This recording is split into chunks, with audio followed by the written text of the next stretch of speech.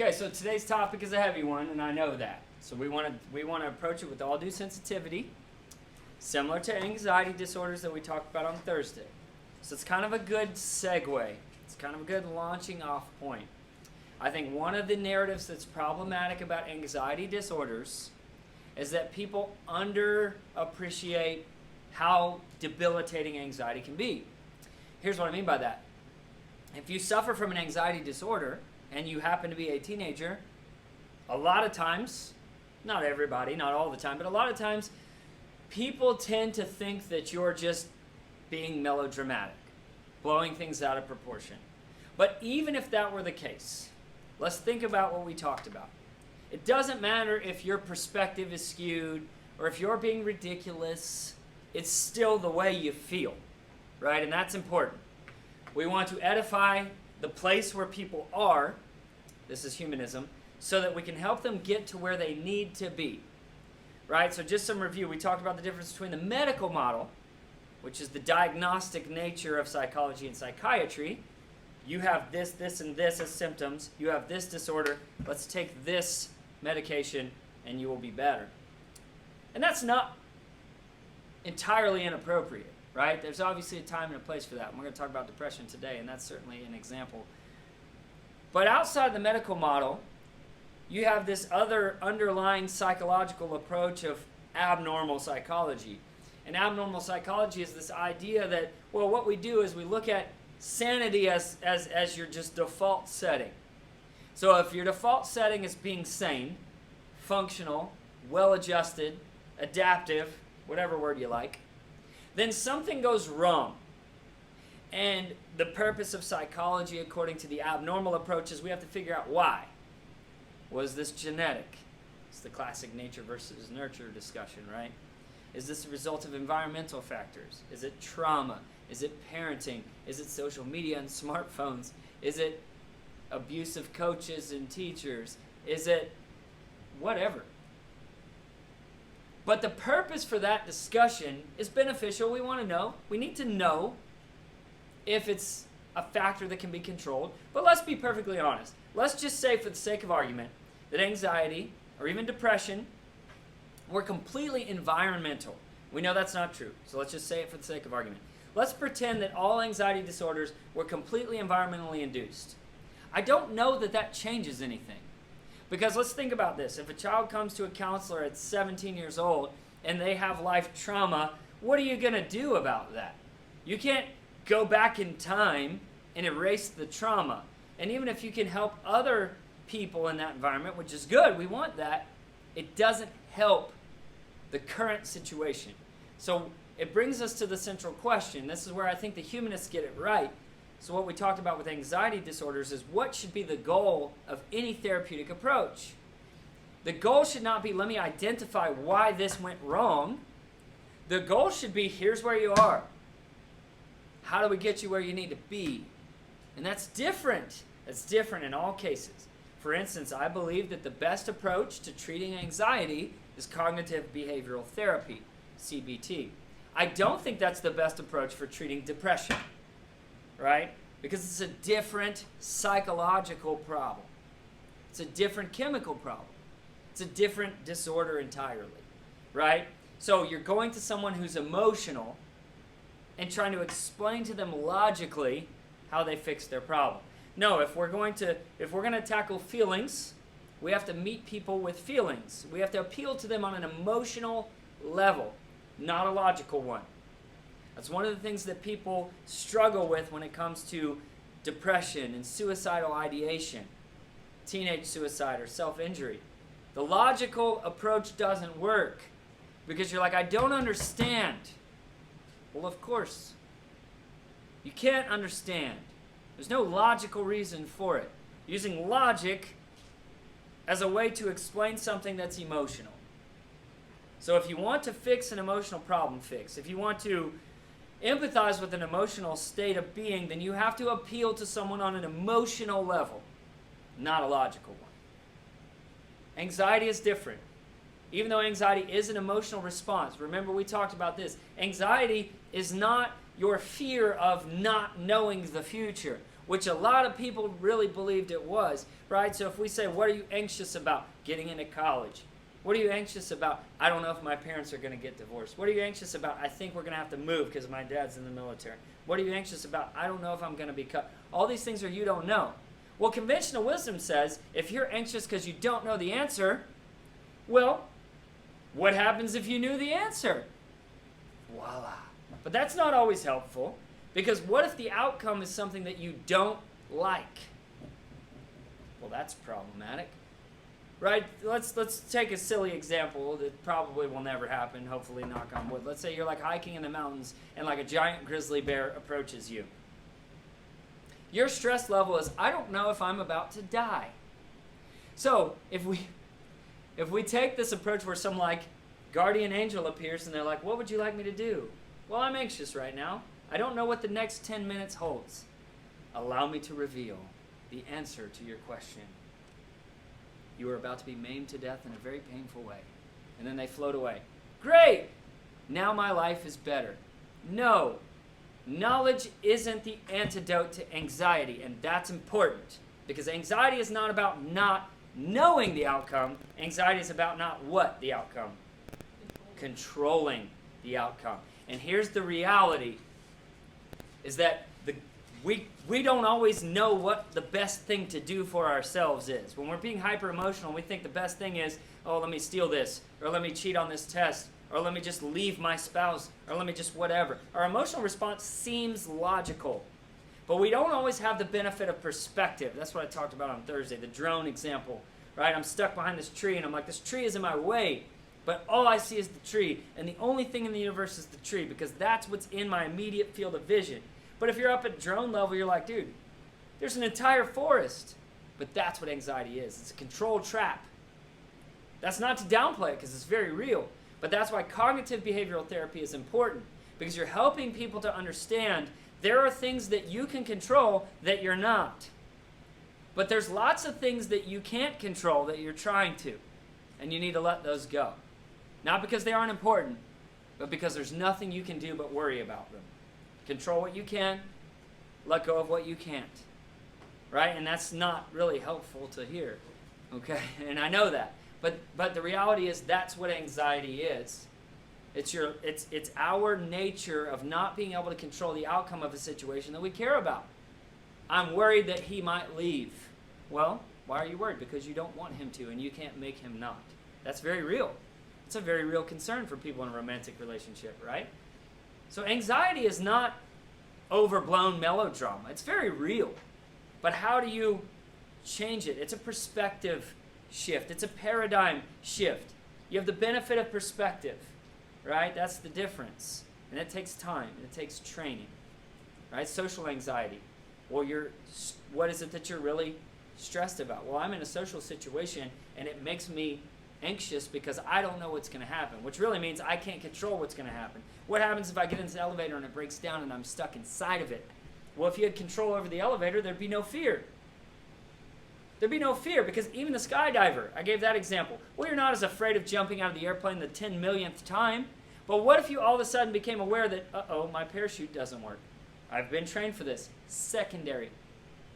Uh-oh. So in that moment, the skydiver is not afraid of the lack of knowledge because of a lack. That skydiver is afraid because, in spite of knowledge, we'll say, they can't control the outcome of the situation. So think about people who have debilitating anxiety. Small victories, man. Small victories. Now that's where there's some overlap with depression, right? So if you're a person who's in a good place emotionally, things may not seem like a victory to you. But if you're in a place of deep depression, little things are huge victories, right? If you're so apathetic and you're so sad, or you're so distraught, or you're so nihilistic that you're laying on the couch for 2 weeks, getting up off the couch and walking across the room might be a huge victory for you. And that's why I like the humanistic approach.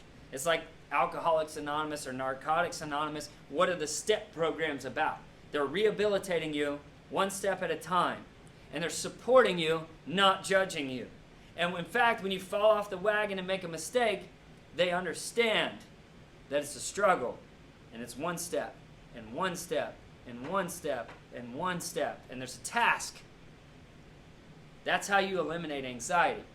You learn to control the tasks. And you're like, my whole life is in chaos and I can't control anything. Well, you can control something, and let's start with that. And I gave you the clean your room example. Well, cleaning my room is not going to fix my future. It's not. But you got to start somewhere. And now you've controlled something in your life. You've gained a little bit of control back. And then you move on to a different task, and then a different task, and then a different task. Because here's the reality, and this is where I'm going to switch gears to depression, because anxiety can lead to depression. I mentioned that word nihilism. This idea that if you have, it sounds horrible, right? But if you have too lofty of an expectation for what you can control, then you find out very quickly that you can't control that. And if you're not careful, everything you thought was real about society, everything you thought you could change, now becomes impossible, and you think the system is rigged. Or you think that there's nothing you could do because you're insignificant, and you become nihilistic. And the example we gave is, why do people not vote? It's not because they don't think anyone should vote. It's because they don't think their vote counts. They have no control over the outcome. Right? It's a lack of control. So the reality is that what do? Well, you combat that lack of control with training to focus on the things that you can control. Because here's the thing. At some point in your life, something terrifically horrible is going to happen to you through no fault of your own. Someone close to you will die. Maybe very soon. And the American way to deal with that is denial. If I don't think about that, coach, because I'm busy and it's Monday and I'm a senior in high school, then it'll never happen. The reality is if you're not emotionally prepared for the trauma, when it comes, it will destroy you. Because it will. It will come. Terrific, horrifying, unimaginable tragedy is barreling at you right now as we speak. And you have no idea yet. And that's all I have. Have a nice day. Right? What's the positive side to this, coach? Well, sometimes there isn't one. But the positive side is that makes you no different than everyone else on the planet. The difference is who is equipped to deal with that trauma and who is not. And that's a great fallacy. People don't suffer from depression because they're incapable of dealing with trauma. In fact, people don't suffer from depression because of the trauma. Lots of people have lots of trauma and not depression. So there's two reasons why you can develop depressive tendencies. One of them is purely unfair. It's genetic. Remember, there's two disorders that are completely genetically inherited, or that you can get genetically inherited, I should say. Depression or schizophrenia, right? Meaning this, not all depression is genetic, but some people just genetically inherit depression, and that sucks. And that's a good example of something that's not your fault. There's nothing you can do about it. Well, that's not true. There's nothing you could have done to prevent it, we'll say. Like we said before, that's a trap. That's a millennial trap. Millennials are telling you, right, this internal locus of control when it comes to things like cancer and poverty and blah, blah, blah, blah, blah, blah, blah. And you know what? We can do this and we can do that, and sometimes you can't. It's not fair. It sucks. You get bad cards sometimes. It's not your fault. And that's important to hear. Because if not, you become nihilistic or you become depressed because you think it was some fault of yours and you beat yourself up. Say you're driving in a car. Hopefully this never happens to you. But let's say you're driving in a car and you get in an accident and somebody in the car dies. You're going to beat yourself up about that if you're not careful because you believed you did something to cause that to happen. The reality is there's probably nothing that could have been changed about that outcome. It's a perspective change. It's not easy. It's not easy. There's no easy cure for anxiety or depression. It's not. But it's important for you to understand that you have to emotionally hedge yourself. It doesn't mean being jaded. It doesn't mean being pessimistic. But you have to emotionally hedge yourself for the inevitable reality of the trauma that will happen at some point in your life. Through no fault of your own, your child might be sick. It's horrendous to even think about. And it's important for you to understand that. It's not anybody's fault. So where do we go from here? That's the humanistic side of things. Instead of the abnormal psychology of how did this happen? the humanistic side of things is, well, that happened. Here's where we are. How do we get you where you need to be? And everybody's where you need to be is different at different times of your life. But it doesn't mean that everyone doesn't need to progress forward. So you might be in a great place. You might be in a great place right now, but you can still get better. You can still improve. You can still protect yourself. You can still be strong. So your journey is your journey, and you're where you are on this board game, right? You're in 5 pieces ahead of me, but you're still going forward. Somebody else may not be. They're like one step away from start and struggling. So their journey is going to look a little different. But that's the point. Everybody's still moving forward. That's the point. That's humanistic psychology, right? So I want to give it all due sensitivity when we jump into depressive disorders, because I don't want to downplay by using too much jargon or psychological terminology, because for people who suffer from this, or have suffered from this, or have family members who suffer from this is real. And of course it is. And so we don't want to make light of something. So here's the goal. Let's identify what constitutes depressive disorders, identify what the disorders are, how do we categorize them, how do we diagnose them, right? We'll talk a little bit about treatment. We're going to talk more about that in chapter 13. Now, I'm going to say enough to not leave you hanging, right? But we're going to get into a lot more details in the next chapter, so that's coming. Stay tuned, right? So let's just look at the prevalency of this in some statistics. Now, here's a good example to pause for a second and look at chapter 2. Imagine if it were an FRQ. We know that correlations are not causations. In fact, we know that we can't ethically experiment on anxiety or depression. It's not that we can't make it happen. It's obviously an ethical problem. We're not going to give people, right, if someone develops helplessness, then they will, right? You could make it happen. But what do? You did case studies of things like prison camps, right? In-depth evaluations of small, unique cases. Or you plot the data. And plotting the data is a scatter plot, right? You have 2 variables, X and Y. We want to see how one predicts the other. And you can do it with a survey, like this next few stats I'm going to throw at you. But the problem with the survey, if you take statistics, you know, is that you have bias. Sometimes people lie. You have what's called volunteerism bias, if you've ever heard of that, right? It's the Yelp problem. The problem with Yelp is the only people who give reviews of like restaurants are the people who loved their experience or hated it. Not a whole lot of 3-star reviews on Amazon. Now there are some. If you get a big enough sample size, yes. It's not always helpful. This worked like I wanted it to. 5 out of 10. Recommend. Well, no, that's volunteerism bias, right? Like the only data we have are the people who volunteer to participate in the survey, so that can skew the results. So sometimes plotting data on a scatter plot, meaning looking it up, is a little bit less biased than giving surveys to people, right? But you can give surveys to people. It's a very statistically valid way to and hopefully you get a big enough sample size that you can eliminate that by having some kind of statistical validity. But here's a question that was posed to a bunch of college students in 2009. And it's a kind of a loaded question, but it's very specific. And this is what they asked. In the past year, have you at some time, any time in the last year, quote, felt so depressed that it was difficult to function? And they don't even quantify it as a period of time. And it's shockingly 31% of college students said yes. And that seems really low. One time in the last year, a third of college students. When you unpack the numbers, they get worse. They don't get better. Right? What if we phrase it differently? What if we change what we constitute as depression? So among people who have experienced some symptoms of depression, it becomes higher, right?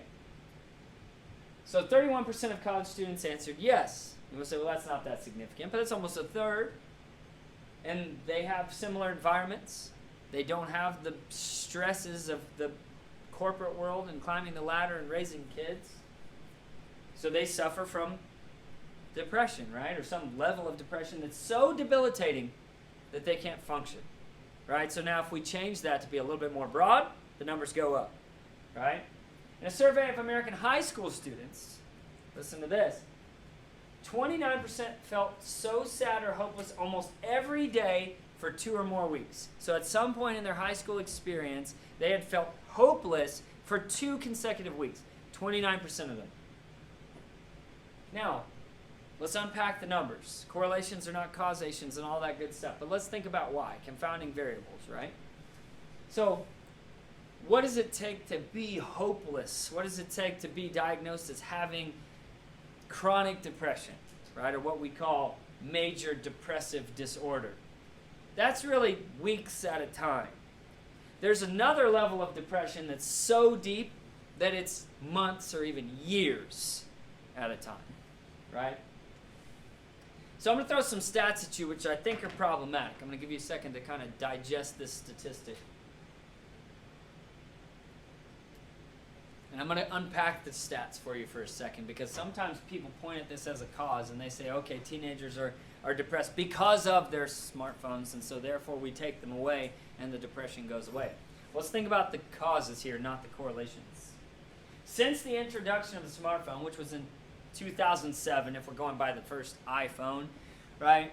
I mean, if you count Blackberries and other smartphones, I don't know if that's what they're referring to, because those have existed prior to 2007, but they were mainly business. They really didn't have apps because apps weren't necessary. There weren't enough people that were accessing the internet on their phone for there to be apps. And so it was access to the internet using emails and things like that. So I'm going to guess, and this could be problematic of me, but I'm going to guess that they're talking about smartphones in the sense of the iPhone back in 2007. So, since the introduction of the smartphone, depression rates among teens have increased by more than 60%, and suicide rates have increased by almost the same, 56%.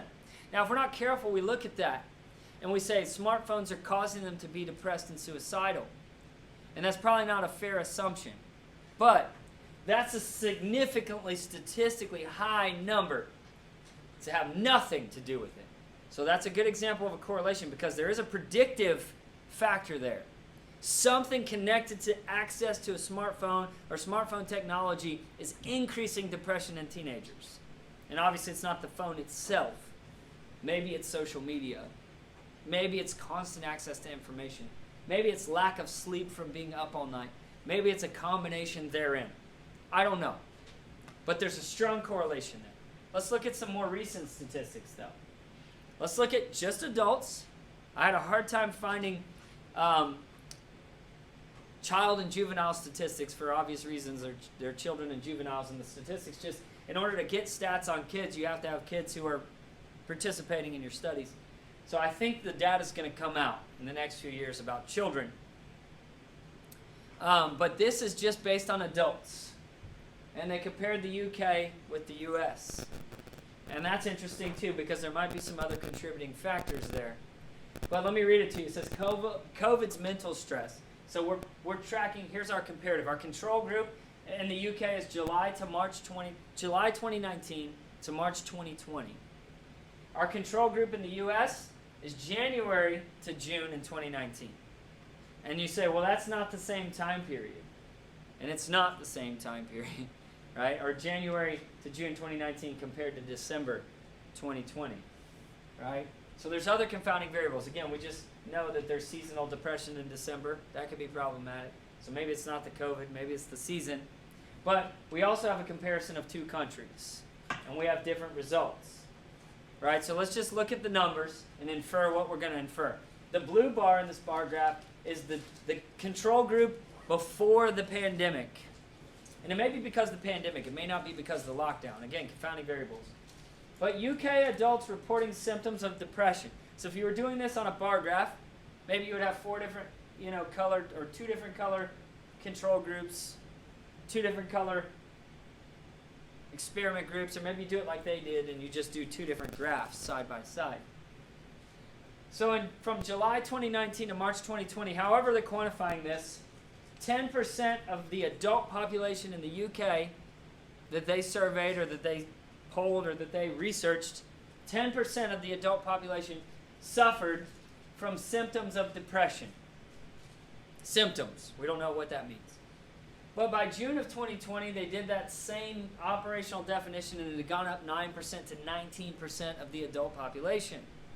And that's a pretty significant jump from one year to the next. But then look at the United States. And they even expanded it further, and that might be the reason for the jump, right? So maybe this is not an apples-to-apples comparison. But in the U.S., reporting symptoms of anxiety or depression, and I think this is because these are probably different studies. So this is from nature.com in an article that I read, right? So there's probably different studies. That's why they quantify what they're talking about here. So U.S. adults reporting symptoms of anxiety or depression from January to June 2019, that's their sample size, 11% of the adult American population. That's still pretty high, right? 11%. But even 11%, that means almost 90% of the population doesn't suffer from any symptoms of anxiety or depression, right? According to their sample size. That's impressive. But look at the stats. By December 2020, it had gone up threefold, 42%. 42% of U.S. adults report symptoms of anxiety or depression. You might say they're more anxious, okay. That may not be detrimental, and that's true. But the point is, where are we going with all this? It's important to understand that environmental factors can play a key role in depression or anxiety. Even though you can inherit depression, genetically speaking, you also can have an environmental stimulus that kicks these emotional disorders into gear. So it's important to understand that it doesn't have to just be genetic.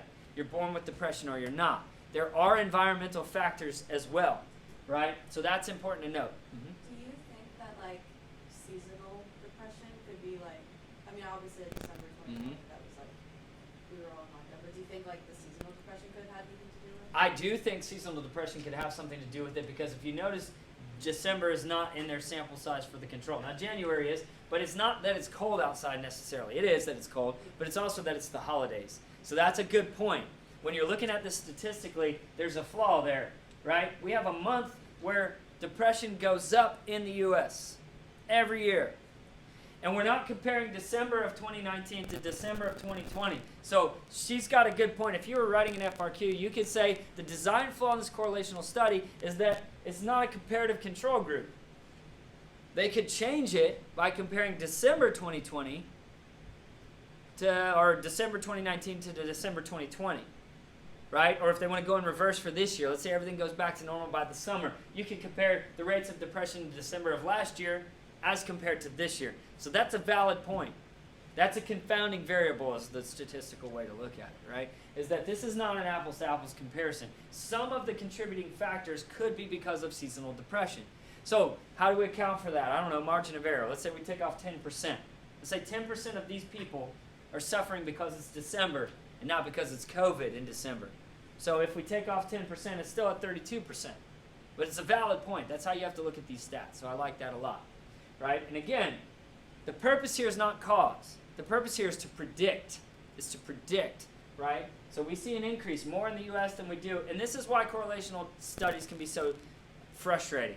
Sometimes you plot data and it raises more hypotheses, more theories, and more questions. Because the way to follow this up will be like, well, why the hell are people in America so much more depressed than people in the UK? What are they doing differently to handle this pandemic? Well, they didn't have a national election. That's part of it. Paranoid scare tactics and fake news and QAnon and all this other garbage that's going on, right? I don't know, the UK involvement in Pizzagate. I don't know. All those are confounding variables, right? But that's a question worth asking. So now we plotted data, and not only do we not have more answers, we have more questions. And that's why until you experiment in a lab, you really can't point to cause and effect. You just ask more questions and predict. So I like that. We're starting to think like scientists. I like that. Because yes, seasonal depression is a very real thing. And it's because of what you mentioned. It's not because it's cold outside, that's part of it. But it's because it's cold outside and it's a nostalgic time of year because it's the togetherness holidays. Right? Hanukkah and Kwanzaa and Christmas and post-Thanksgiving when everybody comes home and visits and gets time off of work. Right? And if you lose a loved one from one year to the next, the holidays are always the hardest. Right? So yes, seasonal depression, real thing. Depression goes up this week of February, right? Those of you without Valentine's, womp, womp, womp. You should be happier. You got more money, right? Talk about your lack of control. But in reality, what is that? It's not something that's happening with the spin of the earth. It's not because Mercury's in retrograde right now, okay? It's because you don't have a Valentine, right? It's correlations, not causations. And then next week it'll probably go up. right? Those things have an impact on our studies. They do. We have to account for those in our studies. So it's easy. If we say, I don't think that's a good comparison, how do we fix it? If there's a confounding variable, what do? We replicate it, and we change the variables. Next time we need to include December, right? And that can account for that confounding variable. So now we're thinking like scientists.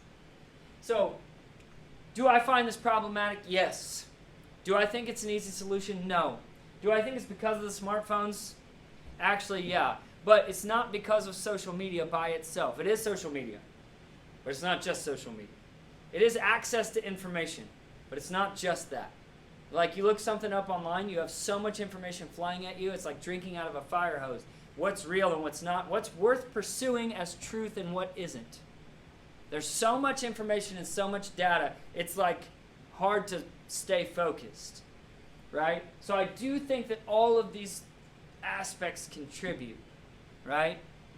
And you're like, well, the relationships among teenagers are horrible. How could they not be? Between Tinder and Pornhub, how could you possibly be in a functional relationship at this point in time? It's actually amazing if you pull it off, right? So is that one thing? No. It's a multitude of things, right? But all those things rob from your well-being. They rob from your happiness, and just staying up all night, being distracted by things like YouTube, which stresses you out because you don't have access to your schoolwork, which makes you behind. I mean, all these things compound. So it's no one thing. It's a bunch of different things inside of that one thing. So do I believe that smartphones are the cause? Yes, but not for one reason, right? And it's also not just a great solution to say, okay, we're just going to pull that phone away from you. Look at us. Yay, go parents. Because then you have other stressors of being the only kid who doesn't have one, or you're trying to sneak around and get access to it on your friend's phone when you're spending the night. Or here's you little detectives. Karen thinks that she knows exactly what you're doing, but she has no idea because she's like 9 steps behind you. You're like this cyber criminal using VPNs and taking long showers and putting your regular phone in somebody's mailbox and taking your trap phone so we go do ratchet things, and your mom thinks that you're at home safely tucked in bed. Yay, go mom. Right? It's not her fault. The kids haven't changed. Parents haven't changed. It's a misconception. So I do think this is a cause, but I don't think there's an easy cure to it, right? I think restricting children's access to things doesn't restrict their curiosity, right? This is a tangent. I don't want to get off on this tangent, but it's similar to something that I recently had a discussion with my wife. My wife is like becoming troubled by this idea that more kids are being homeschooled and put in private schools, and it's a parent's personal choice, so I have no issue with that. You can do what you want with your kids, but her concern is very valid. Why? If you say it's because I want my child to have better education, okay, hands down. Go you, Karen. But it's not that. Why is Karen putting her kid in homeschool and taking her out of the, horrible street violence that goes on at Woodlawn Beach Middle School? It's because she wants to shelter her child from bad influences. You can't shelter your child. You're not sheltering their curiosity by keeping them away from things. In fact, you're probably stoking their curiosity. And at some point, you're going to have to release the bird into the wild. So this is a true statement. But how do parents really combat this? Well, they're going to have to talk to you. They're going to have to give you advice. They're going to have to help you empathetically and emotionally navigate the trauma that you're experiencing. And that's a lot harder than taking your phone away. Especially since you don't make it any easier. Fighting tooth and nail with your mom about how much she hates you. Right? It's not easy. But it's not false. But it's not the cause, right? That's the problem with therapy. So we'll get more into that in chapter 13, right? But I think that emotional empathy and meeting people where they are is the best possible solution. It's the best possible solution. So let's look at how it's diagnosed. According to the DSM, you have to have 5 of the following. 5 of the following to qualify for major depressive disorder. And that's problematic because now we're just checking boxes. It's not like the flu. They swab you. You have the flu virus in your bloodstream. We saw it. There it is. And they give you Tamiflu. They're not testing you for ADD and they see a lack of dopamine in your blood and they give you Adderall and you move on. No, what if they get it wrong? What if they misdiagnose it? What if they think you have attention deficit disorder, in reality you have bipolar disorder? Now you're giving someone who's prone to manic episodes dopamine motivation. Uh-oh. You just gave a manic person speed. uh-oh. Or maybe you didn't. Maybe Wingnut and Alpha Sigma Chi gave you crushed up speed, not knowing that you have manic episodes, and you jump off of a clock tower in a moment of impulsive lack of control. And I'm not making light of that. That's a very real thing. That's why pharmacology, you got to be careful. Do not self-medicate. I'm even skeptical of the people who prescribe you medicine, and they know what they're looking for. And here's why. It's not because I don't think they want to help you or can. It's because I don't think that it's an apples-to-apples comparison to biological medicine. They can test if you have the flu. They can't test if you have hyperactivity. They can't test if you have bipolar. They can't test if you have autism. It's not an apples-to-apples comparison. That's the problem, right? So they have to really get it right. They have to really get it right. And if you go in there and say all the right things and you check the right boxes, you get a medical diagnosis. And then we move forward from there. So it's very important that we get it right. So to get 5 of these, at least 5, you now classify as having major depressive disorder. It says the DSM-5 classifies major depressive disorder as the presence of at least 5 of the following over a 2-week period of time. Depressed mood most of the time, more times than not. Dramatically reduced interest and enjoyment in most activities most of the time. Significant challenges regulating appetite and weight. Significant challenges regulating sleep. Physical agitation or lethargy, like being lethargic. Feeling listless or with less energy. Feeling worthless or feeling unwarranted guilt. Problems in thinking, cognitive problems. Concentrating or making decisions. Again, you need 5, not just that one. And thinking repetitively of death and suicide, which is actually fairly common, but it's usually more of a morbid curiosity than it is a reality. Right? I wonder what would happen if I just drive into that wall and don't hit the brakes. Now that's suicidal ideation. It's not because people want to die, it's because they're morbidly curious about that. A part of life. It's a dopamine thought. It's a dopamine desire. The difference, though, is if you're in an emotionally depressed mood and that thought enters into your mind, you may not have the impulse control to prevent the action from happening. And that's how people are, quote-unquote, fine an hour ago, and then they write a well-worded letter and take their own life. Because in a moment of inhibition, they experience a suicidal, curious thought, what we call suicidal ideation, and there was nothing emotionally to stop them from acting. It's not logical. Right? It's chemical. It's not logical. That's what makes it so scary. What is persistent depressive? That's all of those symptoms, but on a much grander scale. So you don't have to be suicidal to be depressed. Right? Persistent depressive disorder, also called dysthymia, is similar to major depressive disorder, but it takes place over months or even years. Right? How persistent is it? Well, adults diagnosed with persistent depressive disorder have experienced mildly depressed mood for more often than not for 2 years or more. That's the definition, right? And here you go. They also display at least 2 of the following. Difficulty with decision-making, concentration, feeling hopeless, poor self-esteem, reduced energy levels, problems regulating sleep, problems regulating appetite. And again, 2 or more consistently, more than half the time, for years at a time, not weeks at a time. Here's another interesting statistic. Again, you compare men to themselves at different times. This is back to the seasonal depression. If you ask men, how many of you have cried today? Well, in August, 4% of the men that they surveyed said, yes, I have. In December, it doubled to 8. Right? Apples to apples comparison. Look at the other bar. Women, 7% in August, 21% in December. It tripled. But even the men doubled. Right? Seasonal depression.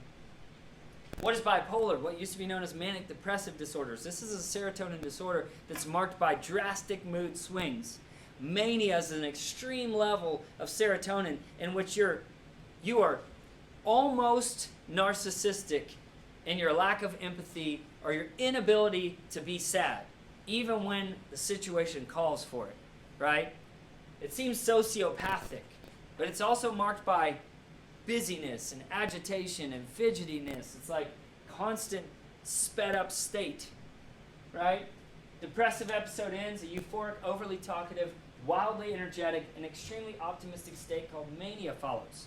But the problem with that is that could look like hyperactivity, and that's problematic because if you give people dopamine and they're manic and not hyperactive, It's going to make them more manic because it's an amphetamine, it's speed. But before long, the mood either returns to normal or again plunges into depression. So we'll talk about this in chapter 13. You treat bipolar the same way you treat depression because you want to regulate the amount of serotonin in the brain. You don't want to necessarily increase it because they're manic. They don't need more. But if the hypothalamus notices regular chemical levels, it's less likely to produce more, to trigger a production of more, right? So bipolar was known as manic depressive because it's both ends of the polar scale. This is a good painting. I like this is like a therapeutic way to describe it. This is a woman whose name is Abigail Southworth, and she painted this life as a two-headed beast, what she calls bipolar, right? This is how she would visually describe her mood swings. It's it's very visual, like it's almost a visceral experience, because you can imagine, just based on, if you guys are familiar with color psychology, this idea that different colors will make you feel different ways and things like that. It's an interesting study. So we represent not just facial expressions, but colors as moods, right? So what does research show about the manic phase of bipolar disorder? During the manic phase, people with bipolar disorder, they have little need for sleep. They show fewer sexual inhibition, so they become more sexually driven and charged. And their positive emotions persist abnormally. Speech is loud, flighty, and hard to interrupt. And they find advice irritating. Right? They need protection from their own poor judgment because they become impulsive. Also a bad combination to add Adderall to a manic state because you're already impulsive. And now you're adding motivation on top of a lack of inhibition. So which may lead to reckless spending or unsafe sex. Thinking fast feels good, but also the increased risk taking. And think about what happens with ecstasy, increased serotonin, lack of inhibition, everything feels good and great. How can something that feels so good be bad? Well, it is, right? In milder forms, mania's energy and flood of ideas can fuel creativity, right? Because again, it's just like dopamine. Motivation can be creative. So people like Mark Twain, right? Samuel Clemens is his real name. Very creative, highly dopaminergic, probably highly serotonic also. But mood swings. Think about creative writers. They have high suicide rates. They have high rates of addiction. Oftentimes they're alcoholics, right? Why? It's mood swings, serotonin swings, bouts of depression and mania, possible bouts of dopamine swings as well, right? So that's bipolar disorder. Okay, there you go. That's the serotonic disorders. We'll get into schizophrenia tomorrow.